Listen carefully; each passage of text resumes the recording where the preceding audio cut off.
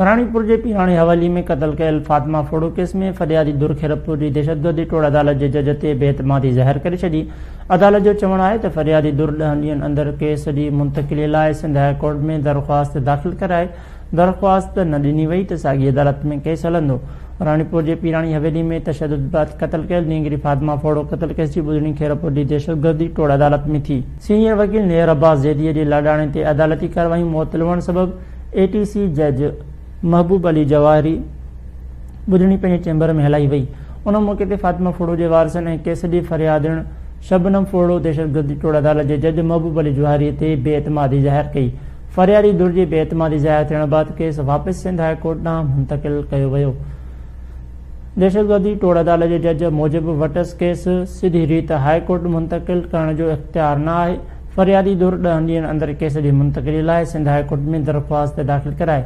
फरियादी केस जी मुंतक़िली लाइ high court में दरख़्वास्त न ॾिनी त केस साॻी अदालत में हलायो वेंदो। ॿिए पासे फातिमा फोड़ो जे वारसनि जो चवणु आहे त खेनि ATC जज ते एतमाद न आहे।